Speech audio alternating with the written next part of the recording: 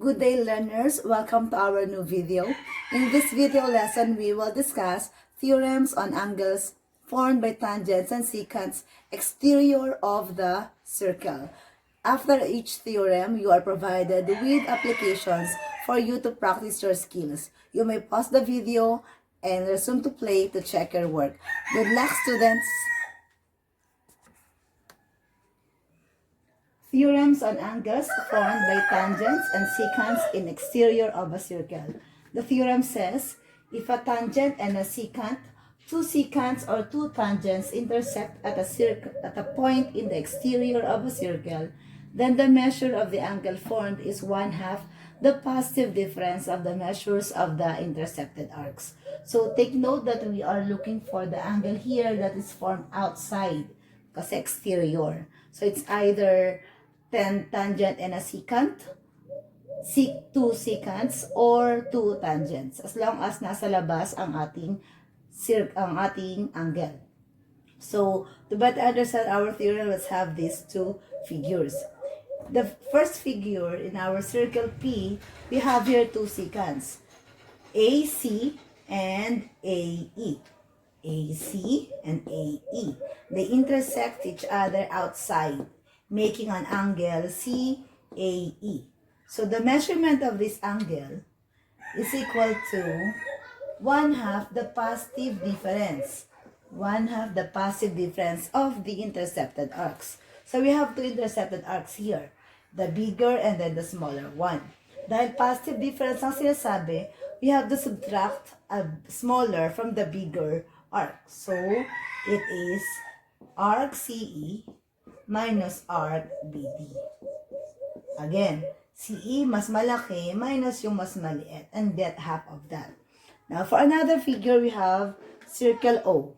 In this circle O, we have a secant JL and a tangent ML, forming an angle JLM exterior of the circle. Here it goes.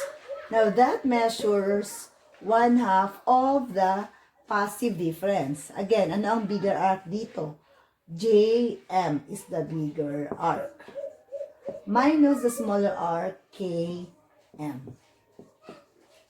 Ayan. So, let's put some measures here. Let's say this is 110. And this one measures 50 degrees. Let's find the measure of angle CAE. So, angle CAE is 1/2 of, CE is 110 minus 50. So this is 1/2 of 110 minus 50 is 60. Alright? Yes. And this is 30 degrees. So the measure of angle CAE is 30 degrees. Now moving on to another example. Let's say this is 200. This measures 200 degrees. And this arc here measures 120. Let's find the measure of this angle. So angle JLM is 1/2. Okay, bigger arc measures 200 minus the smaller arc measures 120.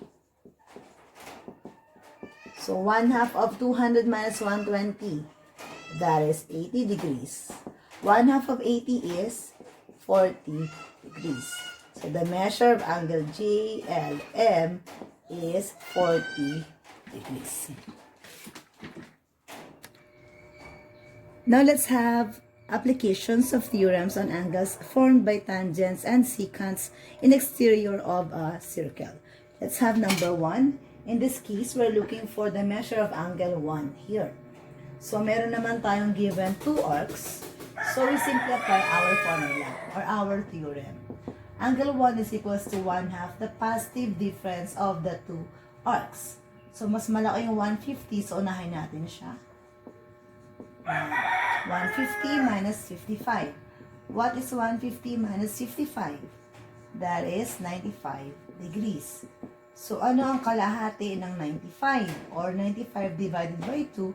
That is 47.5. So this is the measure of angle 1. Now for number 2, we have to find for measure of angle 2. But in this case, we don't have two arcs given. Only one measure of the arc is given, which is 250. Examining our illustration, this is a tangent line, and this is another tangent line. And we only have one arc remaining here. So knowing that whole revolution is 360, subtract natin ang 250 sa 360. This will be 110 degrees. Ibig sabihin, ang arc na to ay 110 degrees. Now, we may now proceed to our theorem. Angle 2 is 1/2 of the positive difference. So, 250 degrees minus 110 degrees.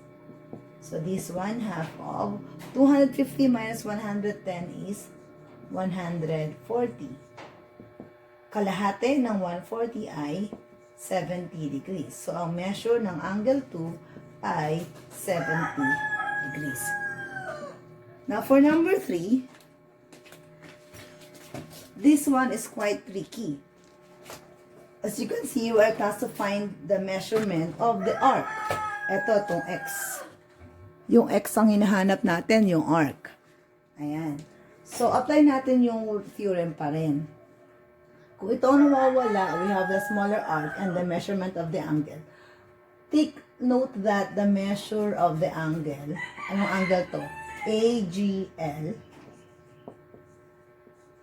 is equals to 1/2 the positive difference of the arcs. So, ito itong arc AL minus yung smaller arc NE.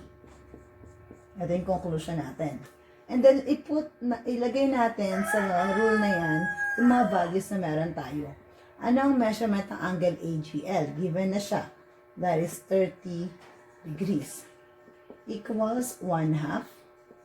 Yung AL, siya ang X, siya ang hinahanap natin. Minus yung arc NE, yung 70 degrees. Ayan. So, algebra lang tayo. Para mawala mo na itong 1/2, multiply natin both sides sa reciprocal ng 1/2, which is 2. So, maka-cancel na to. 2 times 30 is 60 degrees. And then, copyin ko itong nasa loob ng parenthesis. Transpose na lang. So, 17 lang ilipat ko sa kabila. So, 60, kasi negative siya, magiging positive 70. So, plus 70 equals x. So, x is equals to 60 plus 70, 130 degrees. So, our x is 130. Kung gusto natin i-check, pwede naman natin siyang i-check. Kung 130 to, let's say nandyan 130. Dapat 130 minus 70 times 1/2, dapat ang sagot dyan ay 30. Check natin, 130 minus 70. That is 60, right? So, 1/2 of 60 is 30. This is 30. So, our answer, 130, is correct. Now, punta tayo sa number 4. Parang ganun din, para mas malinaw. So, again, we are looking for the measurement of an arc here. So, study natin ating given. Meron tayong LO, Eve O. So, ang ating angle ay angle LOE. Yan ay 1/2 ng arcs. Ang arcs natin ay, yung bigger arc natin, yung LE. LE. Ang smaller arc natin ay yung LV. Louis Vuitton. Ayan. Tapos, apply natin yung mga values na meron tayo. Ang angle natin measurement ay 55 degrees. 55 degrees. Kopya si 1/2. May LE ba tayo? May LE? Yes, ang measurement ng LE natin, arc LE ay 190 degrees. Ang arc LV naman ang nawawala. So, this is X. Okay, so gaya kanina, multiply natin both sides by 2 para ma-cancel ito. Ayan. So, 2 times 55 is 110 degrees. Naiiwan si 190 degrees minus, 190 degrees minus x. So, ilipat na lang natin si x sa kabila kasi negative siya. So, magiging positive na siya. Ilipat ko to doon.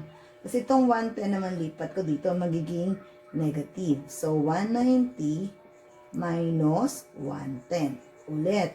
Si negative x nilipat ko, so naging positive. Si 110 nilipat ko, kaya naging negative.